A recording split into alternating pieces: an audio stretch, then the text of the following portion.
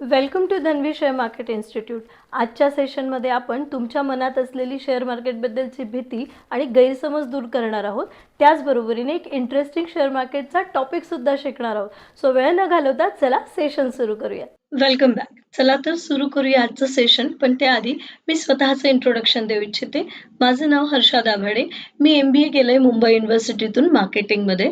त्यानंतर मी NSE certified technical analyst सुद्धा आहे आणि गेल्या 15 वर्षापासून मी ॲज अ मेंटर ट्रेडर या शेअर मार्केट फील्डमध्ये काम करते.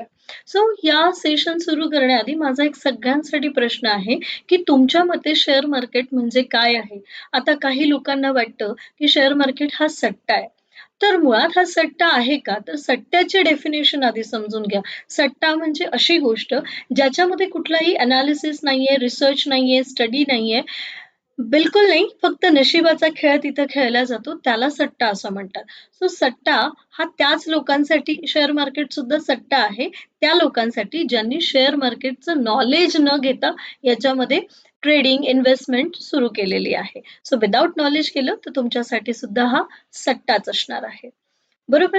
आता याआधी मला एक प्रश्न विचारायचा आहे की आजच्या सेशनमध्ये मी तुम्हाला उगाच मोटिवेट करणार नाहीये की ओके चला शेअर मार्केट खूप छान आहे आणि तुम्ही करा. जे सत्य आहे ते सांगण्याचा मी पुरेपूर प्रयत्न करणार आहे. मी तुम्हाला कुठल्याही पद्धतीने मिसगाईड करणार नाही आहे, ह्याची शाश्वती मी तुम्हाला देते. सो त्यानंतर काही लोकांना प्रश्न आहे की या शेअर मार्केटमध्ये गुंतवणूक किंवा ट्रेडिंग करण्यासाठी खूप पैशांची गरज असते का? तर मुळीच नाही, किंवा श्रीमंत असण्याची गरज नाहीये. तुम्ही कमीत कमी इन्व्हेस्टमेंटमध्ये सुद्धा ट्रेडिंग आणि इन्व्हेस्टमेंट सुरू करू शकता शेअर मार्केटमध्ये. सगळ्यात मोठा प्रश्न आणि सगळ्यात मोठा डाऊट जो लोकांच्या मनात आहे की शेअर मार्केटमध्ये लॉसेस होतात की नाही. सो मला जर तुम्ही विचारलं शेअर मार्केटमध्ये लॉसेस होतात का, तर मी म्हणेन हो. मी जर म्हटले नाही होत तर मी सुद्धा खोटं बोलतेय.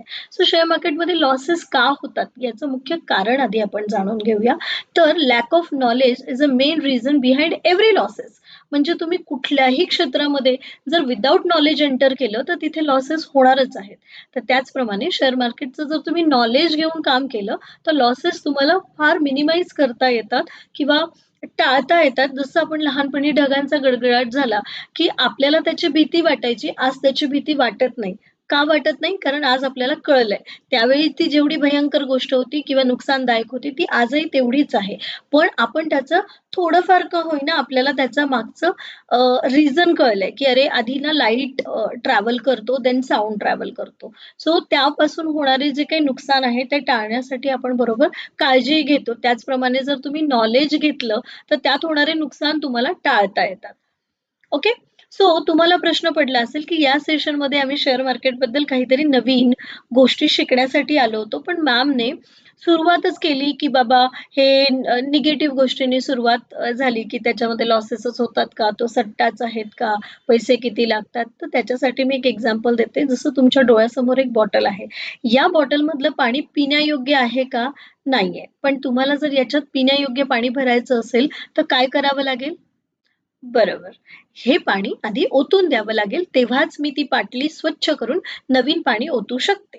जर मी तसंच त्याच्यामध्ये पाणी ओतायला सुरुवात केली तर काय होईल? असलेलं मी नवीन जे शुद्ध पाणी त्यात ओतते, चांगलं पाणी जे ओततेय ते सुद्धा अशुद्ध होईल. त्याचप्रमाणे जर शेअर मार्केट शिकायचंय पण त्याच्याबद्दल जर तुमच्या मनात काही भीती असेल, शंका असतील किंवा काही गैरसमज असतील, तर ते दूर न करता आपण जर त्यात नवीन नॉलेज ओतायला गेलो, तर ते तसंच मलीन राहील. त्यामुळे मी छोटासा प्रयत्न केलाय. तुमच्या मनातले काही डाउट्स असतील तर ते क्लिअर करायचे किंवा ती भीती तुमच्या मनातून घालवण्याचा मी हा प्रयत्न केलेला आहे. आता आपली बाटली स्वच्छ आहे आणि आता आपण शेअर मार्केटचं नवीन शुद्ध पाण्याचं नॉलेज ओतू शकतोय. तर इथे तुम्ही का आहात? हा सेशन तुम्ही का अटेंड करत आहात? तर याचं मुख्य कारण आहे तुमचे काही ड्रीम्स आहेत. जसं की कुणाला स्वतःची गाडी घ्यायची आहे, कुणाला फॅमिली टूर करायचं आहे, तर कुणाला स्वतःचं घर घ्यायचंय. वेगवेगळी स्वप्न असू शकतात आणि ही सगळं स्वप्न पूर्ण करण्यासाठी गरज कसली असते? तर पैशाची. मग पैसा कुठून कमवू शकतो? तर आपण जॉब करून पैसा कमवू शकतो, एखादा बिझनेस उभा करून किंवा बिझनेस रन करून सुद्धा आपण पैसे कमवू शकतो किंवा असलेला पैसा कुठेतरी इन्व्हेस्ट करून त्यातूनही रिटर्न्समध्ये आपण पैसा कमवू शकतो किंवा ट्रेडिंग हा सुद्धा एक मार्ग आहे ज्याच्यात तुम्ही पैसा कमवू शकता. ओके. पण यातला जो पहिला मार्ग आहे जॉबमध्ये काय होतंय, जॉबमध्ये खूप सारं प्रेशर आहे पहिली गोष्ट. दुसरी गोष्ट तुमचं जे स्किल आहे, ते स्किल तुम्ही दुसऱ्या कुणासाठी तरी वापरता. तुमच्या स्किलचं पूर्ण रिवॉर्ड तुम्हाला कधीच मिळत नाही. सपोज तुम्ही एखाद्या शोरूममध्ये गेला, कार विकत घेतली, तिथला जो मॅनेजर आहे, सेल्स मॅनेजर तो तुम्हाला कारचे फीचर्स सांगतो, सगळं झालं आणि ती कार तुम्ही विकत घेतली. से फॉर एक्झाम्पल XYZ कुठली तरी कंपनीची कार आहे, तिची किंमत 30 लाख रुपये होती.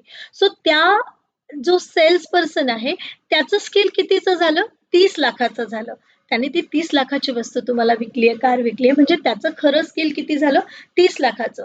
पण मुळात काय होतंय, ते 30 लाख त्याला मिळतात का, नाही, त्यातले काही इन्सेंटिव्ह त्याला मिळतं. याचाच अर्थ काय, तुम्ही जेव्हा जॉब करता तुमचं पूर्ण स्किलचा रिवॉर्ड तुम्हाला मिळत नाही, ते तुम्ही दुसरं कोणासाठी तरी काम करत असता. त्यानंतर बिझनेस उभा केला तर काय, तर बिझनेस उभा करण्यासाठी पण काय आहे, आपल्याला एक कॅपिटल लागतं. एक मोठं कॅपिटल असलं पाहिजे, प्लस तुमचं बिझनेसचं जे लोकेशन आहे ते प्राईम लोकेशन असलं तर उत्तम आहे. तुमच्या बिझनेससाठी एक प्रॉपर इन्फ्रास्ट्रक्चर लागतं, त्या फील्डमधला एक्सपिरियन्स लागतो. एरियाचं लिमिट होतं की तुम्ही इथे कुठेतरी दुकान, सपोज तुम्ही हॉटेल सुरू केलं तर तेवढ्या एरियापुरताच तुमचे कस्टमर लिमिटेड राहतील. तुमचा टायमिंग जो आहे तो बांधला जातं. प्लीज सगळ्यांचा हा एक गैरसमज मी दूर करू इच्छिते, की ज्यांनाही असं वाटतं, की नाही मला कोणाच्या अंडर काम करायचं नाहीये, मला माझ्यानुसार टायमिंगनुसार मला कामं करायची आहे, म्हणून मला बिझनेस स्टार्ट करायचं, तर त्या लोकांनी कधीच बिझनेस स्टार्ट करू नका. कारण जॉबमध्ये तुमच्या डोक्यावर फक्त एकच बॉस असतो, बरोबर? पण बिझनेस स्टार्ट केला तर प्रत्येक कस्टमर तुमचा बॉस होतो आणि त्याचप्रमाणे बिझनेस स्टार्ट करताना टाइम लिमिट नसतो, वेळेचं लिमिट नसतं. तुम्हाला पूर्ण वेळ त्या बिझनेससाठी द्यावा लागतो. सो ज्यांना असं वाटत असेल, ज्या आपल्या कम्फर्ट झोनमध्ये राहून कधीही बिझनेस ग्रो करता येत नाही. ओके, सो हे सगळे बिझनेसचे थोडेसे आता त्यात प्लस पण आहे आणि मायनस पॉईंट्स पण आहे. त्यानंतर तुम्ही इन्व्हेस्टमेंट करायचं ठरवलं तर FDs तुम्हाला वर्षाला 6 ते मॅक्स टू मॅक्स 8% रिटर्न्स तुम्हाला FDs देतात. त्याच्यानंतर तुम्ही जर गोल्ड केलं तर गेल्या 1.5 वर्षात गोल्डने जरा चांगलं रिटर्न दिलंय, पण नॉर्मली जर आपण ॲव्हरेज बघितलं तर ते सुद्धा 6 ते 8%चंच रिटर्न्स तुम्हाला देऊ शकतं. आणि रिअल इस्टेटमध्ये 10%चं रिटर्न मिळतं, पण कंडिशन्स अप्लाय की तुम्हाला मिनिमम 3 वर्षाचा तरी लॉक इन पिरियड, म्हणूया लॉक इन नाही बट 3 वर्ष तरी तुम्हाला थांबावं लागेल. त्यानंतर तुम्हाला एक 10 to 12% रिटर्न या रिअल इस्टेट्समध्ये सुद्धा मिळतं. मग ट्रेडिंग पण आपण हे सगळं बघितलं, पण यासोबत आपला महागाईचा दर, इन्फ्लेशन रेट सुद्धा बघितला तर तो 5 to 6% आहे. म्हणजे तुमच्या रिटर्न्समधून जर तुम्हाला 7% रिटर्न मिळतं इयरली, पण तुमची महागाईच 5%ने वाढली, म्हणजे हार्डली तुम्ही त्याच्यावर वर्षभरात फक्त 2% कमवत आहात. हा हिशोब बऱ्याच जणांना कळत नाही, त्यामुळे मी आज इथे क्लिअर करतेय. बट ट्रेडिंगमध्ये काय आहे, ट्रेडिंगमध्ये तुम्हाला संपूर्ण स्वातंत्र्य आहे. तुमचं जे स्किल आहे त्या पूर्ण स्किलचा रिवॉर्ड तुम्हालाच मिळतोय. तुमचं स्किल कोणीच दुसरं वापरत नाहीये आणि त्यावर पैसे कमवत नाहीये. दुसरी गोष्ट, टाइम खरंच तुमच्या मनाने तुम्हाला जो फ्री टाइम आहे त्या टाइममध्ये तुम्ही ट्रेडिंग करून पैसे कमवू शकता. सो इकडे फ्रीडम आहे आणि ट्रेडिंगमुळे तुमच्या सगळ्या जे काही तुमचे अचिव्हमेंट्स आहेत, तुमचे जे काही ड्रीम्स आहेत ते फुलफिल करता येतात. बिकॉज इथे रिटर्न्स जे आहे ते डेली 1 ते 3%चं रिटर्न तुम्ही डेली काढू शकता. त्यानंतर तुम्हाला एक प्रीमियम लाईफस्टाईल ट्रेडिंग इंडस्ट्रीमधून पैसे कमवून तुम्ही तुमचं एक प्रीमियम लाईफस्टाईल मेंटेन करू शकता आणि तुमचे सर्व ड्रीम फुलफिल करू शकता. ओके, सो आपण आतापर्यंत फक्त इंट्रोडक्शन पाहिलंय. आता आपण शेअर मार्केटचं इंट्रोडक्शनकडे वळतोय. सो मुळात शेअर मार्केट म्हणजे काय आहे, तर एक अशी जागा आहे जिथे वेगवेगळ्या कंपनीच्या शेअरची खरेदी आणि विक्री आपण करू शकतो. सो या शेअर मार्केटचे वेगवेगळे सेगमेंट्स आहेत, जसं की इक्विटी मार्केट आहे, डेरिव्हेटिव्ह मार्केट आहे. इक्विटी मार्केटमध्ये कंपनीच्या शेअरची खरेदी आणि विक्री केली जाते. तर डेरिव्हेटिव्ह मार्केटमध्ये तुम्हाला काही कॉन्ट्रॅक्ट्स असतात. याच डेरिव्हेटिव्ह मार्केटचे फ्युचर्स आणि ऑप्शन्स असे 2 प्रकार आहे किंवा सब सेगमेंट्स आपण म्हणूया. सो डेरिव्हेटिव्ह मार्केटमध्ये आपण कुठलाही शेअर खरेदी करत नाही, तर इथे इंडेक्स आणि काही शेअर्सचे जे कॉन्ट्रॅक्ट्स असतात, इथे फक्त कॉन्ट्रॅक्ट्सची खरेदी आणि विक्री केली जाते. डेरिव्हेटिव्हचा अर्थ असतो डिराईव्ह फ्रॉम समथिंग, म्हणजे ह्याच्यात मूळ अंडरलाईन असेटवर आपण ट्रेडिंग नाही करत, तर त्याच्या डेरिव्हेटिव्हजवर ट्रेडिंग करत असतो. फॉर एक्झाम्पल दूध आहे, दुधापासून बटर आणि पनीर बनवलं जातं. तर इथे जो बटर पनीर आहे ते दुधाचे डेरिव्हेटिव्हज आहे. असं शेअर मार्केटमधले जे इंडेक्स आहे, काही शेअर्स आहेत, तर यांचे डेरिव्हेटिव्ह कॉन्ट्रॅक्ट्स बनवले जातात. त्या कॉन्ट्रॅक्ट्सची आपण खरेदी विक्री करत असतो. त्यानंतर कमोडिटी मार्केट आहे. सो कमोडिटी मार्केट हा पुन्हा डेरिव्हेटिव्ह मार्केटचाच भाग आहे. कमोडिटी मार्केट हे सुद्धा डेरिव्हेटिव्ह मार्केटच आहे. सो डेरिव्हेटिव्ह मार्केट आलं म्हणजे कॉन्ट्रॅक्ट आला आणि कॉन्ट्रॅक्ट आलं म्हणजे एक्सपायरी डेट आणि लॉट साईजने खरेदी विक्री आली. त्यानंतर करन्सी मार्केट आहे. करन्सी मार्केटमध्ये आपण वेगवेगळ्या करन्सी पेअर्सची ट्रेडिंग करत असतो. ज्याप्रमाणे USD INR आहे, युरो INR आहे, JPY INR आहे, GBP INR आहे, अशा काही करन्सी पेअर्स आहे त्याची आपण ट्रेडिंग करतो. त्यानंतर म्युच्युअल फंड आहे. म्युच्युअल फंड्समध्ये एक मनी मॅनेजर असतो, प्रोफेशनल मनी मॅनेजर असतो. तो आपले फंड्स हँडल करतो किंवा वेगवेगळ्या फंड्समध्ये तो डायव्हर्सिफाईड करून आपले फंड्स इन्व्हेस्ट करतो आणि त्यातून आपल्याला रिटर्न्स मिळतात. त्यानंतर इन्शुरन्स मार्केट, बॉन्ड्स असे बरेच प्रकार आहेत. सो सगळ्यात पहिले आपण जाणून घेऊया इक्विटी मार्केट. त्यालाच कॅश मार्केट और कॅपिटल मार्केट सुद्धा म्हटलं जातं. याच कॅपिटल मार्केटचे पुन्हा 2 प्रकार आहेत, प्रायमरी मार्केट आणि सेकंडरी मार्केट. सो प्रायमरी मार्केटचा सिनारिओ काय आहे? प्रायमरी मार्केटमध्ये कुठलीही कंपनी असू दे, ती पहिल्यांदा आपला शेअर लोकांना विकते आणि त्याच्या बदल्यात लोकांकडून पैसे घेते. हा जो पहिल्यांदा विकला जाणारा शेअर आहे यालाच IPO असं म्हटलं जातं. So initial public offering. Y initial? कारण ही कंपनी पहिल्यांदा आपला शेअर बाजारात विकायला काढते. शेअर म्हणजे काय? तर एक हिस्सा, भागीदारी.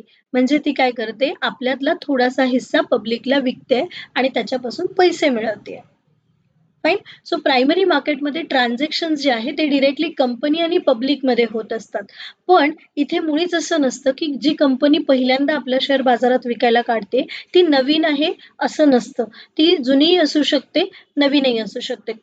कुठल्याही कंपनीला आपला IPO जर मार्केटमध्ये विकायला काढायचा असेल तर त्याला SEBI, security and exchange board of इंडियाची परमिशन म्हणूया किंवा त्याची परमिशन लागते आणि सेबीकडे अप्रुव्हल लागतं. सो सेबी जे आहे कंपनीला सेबीकडे कमीत कमी 6 महिने ते 2 वर्ष सेबी त्याला अप्रुव्हल द्यायला घेतं आणि कंपनीला सगळी जन्मकुंडली सेबीकडे जमा करावी लागते. जसं की कधी एस्टॅब्लिश झाली आहे, त्यांचं प्रोडक्ट सर्व्हिसेस काय आहे, त्यांचा कॅश फ्लो कसा आहे, balance sheet, profit loss statement, reports आणि फोरकास्टिंग की हे पण चेक केलं जातं की या कंपनीला लोकांनी पैसे गुंतवले तर ती कंपनी प्रॉफिटेबल असेल का, सस्टेन म्हणजे करेल की नाही, या सगळ्या गोष्टी बघितल्या जातात आणि मग सेबी कमीत कमी 6 महिने जास्तीत जास्त 2 वर्ष घेते त्यांना अप्रुव्हल द्यायला. एकदा अप्रुव्हल आलं की कुठली कंपनी आपला IPO विकायला काढू शकते मार्केटमध्ये. सो इथे सपोज XYZ व्यक्तीने कुठला तरी ABC नावाचा शेअर आहे त्याचा IPO आला होता आणि त्याने तो घेतला.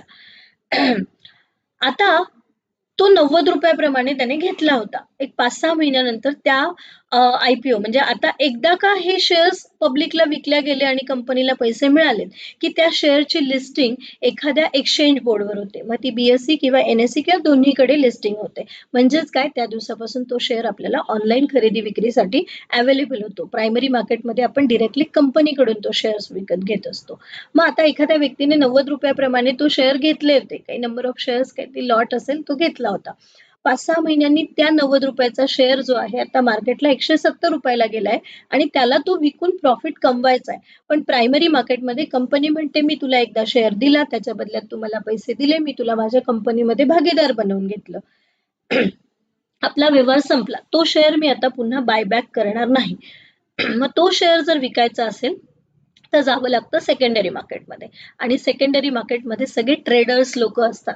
सो इथे काय केलं जातं, हा शेअर याने याला विकला, काही दिवसांनी तो त्याला विकतोय, हा याला विकतोय, हा याला विकतोय, हा याला विकतोय. या सगळे ट्रान्झॅक्शन जे ते ट्रेडर टू ट्रेडर होत असतात. याच्यामध्ये कंपनी कुठेच इन्व्हॉल्व्ह नसते. ओके. आणि हेच ते मार्केट आहे जे रोज आपण शेअर मार्केट म्हणून बघतो. सो सेकंडरी मार्केट हेच आपलं रोजचं जे आपल्याला BSE NSE तुमच्या ट्रेडिंग व्ह्यूवर म्हणा किंवा तुमच्या कुठल्याही ब्रोकरच्या ॲपला जे तुम्हाला प्राइस मुवमेंट होताना दिसतीये शेअर्सची, हेच तुमचं ते सेकंडरी मार्केट म्हणजे रोजचं शेअर मार्केट आहे.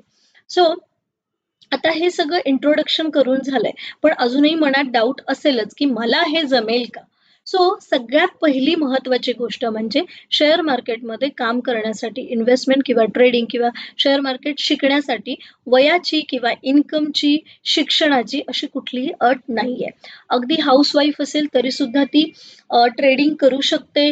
काही स्टुडंट्स असतील तर ते पण ट्रेडिंग करू शकता. तुम्ही वर्किंग प्रोफेशन असाल म्हणजे तुम्ही नोकरी करताय किंवा कुठला व्यवसाय करताय तरीसुद्धा तुम्ही ट्रेडिंग करू शकता. अगदी तुम्ही रिटायर्ड असाल तरीसुद्धा तुम्ही शेअर मार्केट शिकू शकता आणि त्याच्यामध्ये इन्व्हेस्टमेंट आणि ट्रेडिंग करू शकता. सो पण बऱ्याच लोकांच्या मनात जरी सुरुवातीला आपण ह्याचा प्रयत्न केलाय, की हा जो भीती आहे तो भीती काढण्याचा प्रयत्न केलाय, पण तरीसुद्धा आपण रोज बघतो, की कोणीतरी शेअर मार्केटमध्ये लॉसेस केले, है ना? बऱ्याच जण तुम्हाला ऐकायला पण मिळतं, की 90% लोकं लॉसेसच करतायत. सो मग हे जे लॉसेस का करतात? त्याच्या मागचं रिझन जर आपण शोधलं, तर त्याची रिझन्स अशी आहे, की जसं मी सुरुवातीला पण सांगितलं, की lack of knowledge is a main reason behind every losses. So लोकं काय करतात, नॉलेज न घेता किंवा half knowledge is like poison. Knowledge न घेता मार्केटमध्ये ट्रेडिंग और इन्व्हेस्टमेंट सुरू करतात. सो कुठल्याही क्षेत्रात तुम्हाला जर त्याचं नॉलेजच नाहीये, तर तुम्ही लॉसच करणार आहात. दुसऱ्या गोष्टी आहे, की अनरिअलिस्टिक एक्स्पेक्टेशन्स ठेवतात. म्हणजे शेअर मार्केट लोकांना जादूची कांडी वाटते. की फिरवली आणि एकदम शॉर्टकट वाटतो. पैसे कमवायचा शॉर्टकट आहे. So let me clear one thing, की शेअर मार्केट हा शॉर्टकट किंवा सोपा मार्ग नाहीये शेअर मार्केट पैसे कमवण्याचा.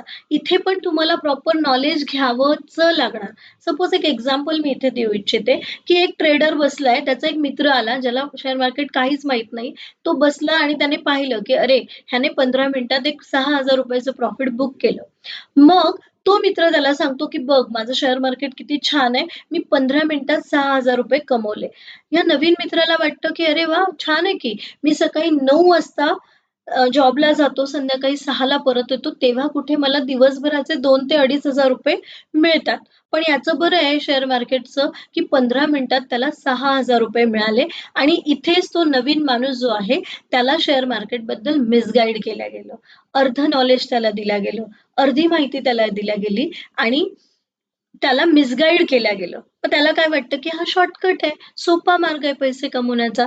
पण त्याच्या मागची रिॲलिटी ही आहे, की शेअर मार्केटमध्ये कधीच 15 आणि 20 मिनिटात 6 आणि 7 आणि 10,000 मिळत नाही.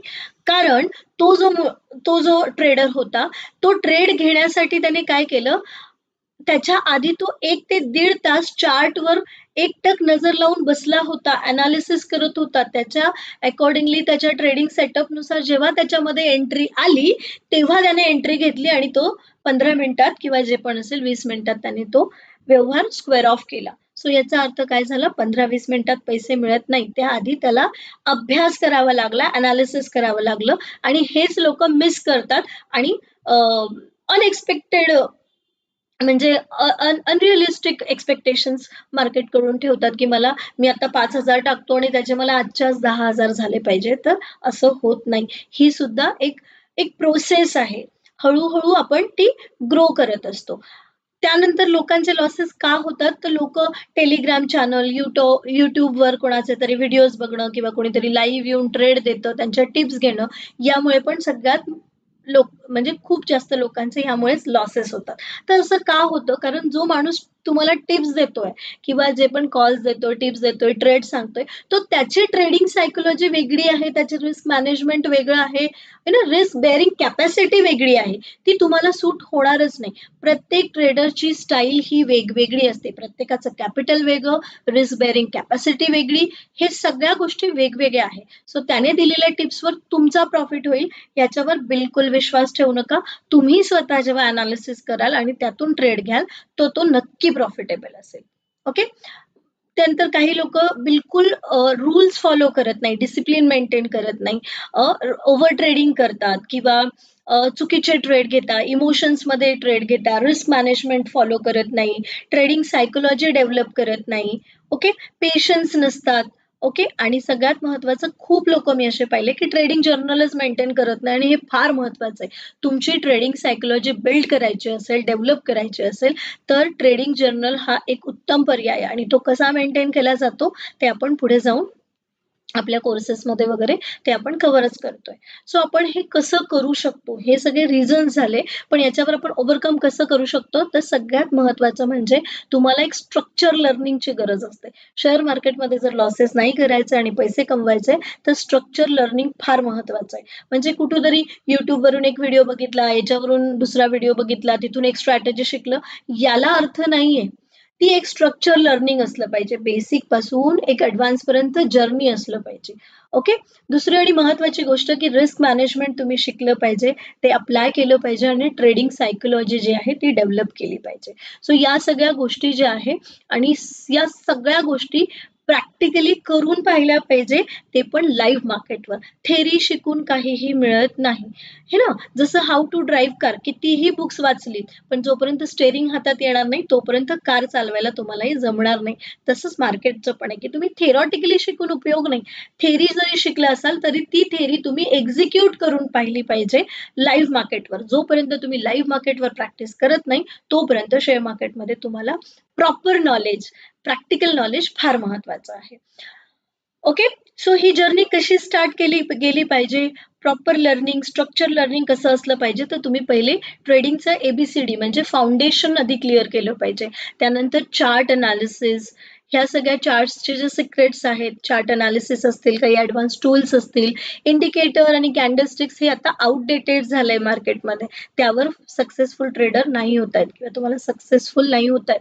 तुमचे प्रॉफिटेबल ट्रेड्स नाही होऊ शकत जर तुम्ही फक्त ह्याच्यावर अवलंबून राहिलात, ते जे आउटडेटेड आहे. सो जे नवीन आलंय मार्केटमध्ये, जे ॲडव्हान्स टूल्स आलेत, ॲडव्हान्स स्ट्रॅटेजीज, सेटअप्स, हे तुम्ही शिकलं गेलं पाहिजे. बिग प्लेयर्स जे आहेत, ओके, त्यांची सायकॉलॉजी, त्यांचे फ्रूटप्रिंट्स ओळखायला शिकलं पाहिजे. त्यानंतर ऑप्शन ट्रेडिंग ज्याला इंटरेस्टेड आहेत, त्यामध्ये डीप नॉलेज घेणं फार गरजेचं आहे. ग्लोबल मार्केट ॲज वेल ॲज इंडियन मार्केटमध्ये काय चाललंय, करंट अफेअर्स काय आहे, कुठल्या न्यूजचा कसा इम्पॅक्ट होऊ शकतो, गव्हर्नमेंट पॉलिसीज काय, या सगळ्या गोष्टींचं नॉलेज घेतलं पाहिजे. आणि सगळ्यात महत्त्वाचं म्हणजे तुमचा विनिंग माइंडसेट डेव्हलप केला पाहिजे. ओके. सो या सगळ्या गोष्टी ज्या आहे, ओके, ह्या स्ट्रक्चर लर्निंगमध्ये येतात. सो आता तुमच्याकडे दोनच चॉईसेस आहेत. एक, जर प्रॉफिटेबल व्हायचं असेल तर एक प्रॉपर लर्निंग करावं लागेल, तर तुम्ही प्रॉफिटेबल होऊ शकतात. नाहीतर दुसरा मार्ग आहेच, विदाऊट नॉलेज पैसे गमावू शकता. सो कुठला मार्ग तुम्ही सिलेक्ट करताय, it's up to you now. Okay. So आता हे जर तुम्हाला स्ट्रक्चर लर्निंग हवं असेल, तर आपण धन्वी शेअर मार्केट सोबत हे शिकू शकतो. आता ह्याच्यासाठी आपण एक सिम्पलचा एक टॉपिक आता आपण सुरू करतोय किंवा शिकतोय. नुसतंच लेक्चरबाजी नको, तर आपण एक छानसा टॉपिक इथे कव्हर करूयात. सो सपोज XYZ नावाचा कुठला तरी एक शेअर आहे, ज्याचे प्राइजेस आता तुमच्या समोर आलेले आहेत आणि आता या शेअरची प्राइस ₹910 सुरू आहे. CMP म्हणजे करंट मार्केट प्राइस. आणि हा शेअर मी तुम्हाला सांगितलं अनालिसिस करून की हा शेअर वर जाणार आहे. तर तुम्ही असं काय कराल जेणेकरून तुम्हाला प्रॉफिट होईल? अगदी सोपं आहे, यात काहीही रॉकेट सायन्स नाहीये. मी खालच्या प्राइसला बाय करेन 920ला सपोज, आणि तिथून जशी प्राइस वर गेली की मी त्याला सेल करून टाकेल सपोज 980ला. सो इथे मला ₹60 पर शेअर प्रॉफिट होईल, जितके नंबर ऑफ शेअर्स मी घेतलेले असतील तेवढा. आता इथे आपण एक प्रॉफिट मेकिंग रूल बनवूया. रूल काय आहे, की जेव्हा पण आपल्याला प्रॉफिट कमवायचं असेल शेअर मार्केटमध्ये नाही, कुठल्याही व्यवहारामध्ये, तर आपण कमी किमतीला बाय करतो आणि जास्त किमतीला सेल करतो, तरच आपल्याला प्रॉफिट येतो. सो यातला व्यवहार आता आपला संपलाय. आता आपण दुसरं एक्झाम्पल घेऊयात. दुसरा शेअर आहे अगदी फ्रेश. त्या आधीच्या शेअरचा आणि याचा काहीही संबंध नाहीये. तो XYZ होता, हा ABC नावाचा शेअर आहे. याचे प्राइजेस पण वेगळे. पण इथे ट्विस्ट असं आहे की आता या शेअरची प्राइस 550 चालू आहे आणि मी तुम्हाला सांगितलं की इथून शेअरची प्राइस घसरणार आहे. तर तुम्ही आता असं काय कराल, कुठला डिसिजन घ्याल, बाईंग सेलिंगचा काय डिसिजन घ्याल, जेणेकरून तुम्हाला प्रॉफिट झाला पाहिजे? येस. सो काय कराल, तर सपोज मी 540ला माझ्या हातात हायर प्राइस आहे, सो मी त्याला सेल करेन. मग प्राइस खाली आल्यानंतर मी त्याला सपोज 470ला मी त्याला बाय केलं. सो मी आधी सेल करून टाकलं, नंतर बाय केलं. सो इथे सुद्धा मला ₹70 पर शेअर प्रॉफिट झालाय. पण क्वेश्चन अजून तोच आहे की एखादी गोष्ट माझ्याकडे नाहीये, जेव्हा मी तो 540ला तो शेअर विकतीये, सेल करतीये, तर एखादी गोष्ट विकायची असेल तर ती माझ्याकडे असणं गरजेचं आहे. तिला मी आधी बाय केलेलं गरजेचं आहे. पण इथे तो शेअर होता का माझ्याकडे? तर नव्हता. मग मी असं कसं करू शकले? एखादी गोष्ट माझ्याकडे नाहीये, ती मी विकून द्यायची आणि नंतर विकत घ्यायची. असं आपण रिअल लाईफमध्ये करतो का? तर ऑफकोर्स करतो. याचं बेस्ट एक्झाम्पल, तुम्ही ऑनलाईन शॉपिंग करत असाल, सपोज Flipkartवर तुम्ही एखादी रिस्टवॉच बघितली, तिची किंमत ₹20,000 होती. कॅश ऑन डिलिव्हरी जरा बाजूला ठेवा. तुम्ही काय केलं, 20,000 त्या Flipkartला पे केले. म्हणजे Flipkartने ती घड्याळ तुम्हाला 20,000ला विकली आहे. पण Flipkartकडे ती घड्याळ कधीच नसते. तो तुम्हाला आधी विकतो, 20,000ला सेल करतो. तुमचे पैसे रिसीव्ह झाले, की त्यातले ₹17,000 काढून त्याच्या वेंडरकडे जाऊन ती घड्याळ तो विकत घेतो आणि तुमच्या घरी डिलिव्हर करतो. सो यालाच म्हटलं जातं शॉर्ट सेलिंग. आणि हा जो व्यवहार आहे, हा बसतोय का आपल्या त्या रूलमध्ये? ऑफकोर्स बसतोय. इथे कमी किमतीलाच बाय आणि जास्त किमतीला सेल झालंय. फक्त सिक्वेन्स आपण उलटा केलाय, की आधी सेल आणि नंतर बाय केलं. सो याला म्हटलं जातं short selling. So normal trade आपण कधी करतो, जेव्हा मार्केट बुलिश असेल तेव्हा, आणि शॉर्ट सेल कधी केला जातो, जेव्हा मार्केट डाऊन ट्रेंड बेरिशमध्ये असेल तर. तर नॉर्मल ट्रेडमध्ये आपण काय करतो, प्राइस वर जात असेल तर इथे फर्स्ट डिसिजन आपण बायचा घेतो आणि प्राइस वर गेल्यानंतर सेकंड डिसिजन आपण सेलचा घेतो. परफेक्ट. सो एखादा शेअर मी ₹205 बाय केला आणि तिथून वर गेल्यानंतर 210ला मी त्याला विकला, सेल केला, तर मला ₹5 प्रॉफिट झाला पर शेअर. शॉर्ट सेल आपण कधी करतो, जेव्हा प्राइस घसरणार असेल तेव्हा. तर तिथे आपला फर्स्ट डिसिजन कसला असतो, सेलचा असतो, आणि प्राइस खाली पडल्यानंतर सेकंड डिसिजन आपण बायचा घेतो. सपोज 350ला मी एखादा शेअर सेल केला आणि खाली आल्यानंतर मी 345ला त्याला बाय केला, तर इथे सुद्धा मला ₹5 प्रॉफिटच झालेला आहे. सो अशा पद्धतीने आपल्याला प्राइस वर जातानाच नाही, तर प्राइस घसरताना सुद्धा प्रॉफिट कमवता येतो. हा जो सेशन आहे, या सेशनमध्ये तुम्हाला काहीही डाऊट, क्वेश्चन्स असतील तर तुम्ही आमच्याशी संपर्क साधून तुमचे डाऊट सॉल्व्ह करू शकता. आय गेस तुम्हाला आता बऱ्यापैकी काही कन्सेप्ट आणि तुमचे जे काही गैरसमज होते ते दूर झालेले असतील, आणि एक सुंदरसा टॉपिक सुद्धा, एक नवीन फ्रुटफुल नॉलेज सुद्धा तुम्ही आज घेतलेला आहे. So thank you for watching. कसा वाटला सेशन? आय होप तुमचे शेअर मार्केटबद्दलचे सर्व गैरसमज आणि डाऊट्स आजच्या सेशनमध्ये क्लिअर झाले असतील. अशाच advance technical analysis, risk management, trading psychology develop करण्यासाठी आणि एक विनिंग माइंडसेट डेव्हलप करण्यासाठी आजच धन्वी शेअर मार्केट इन्स्टिट्यूटच्या पुणे ब्रांचला व्हिजिट करा.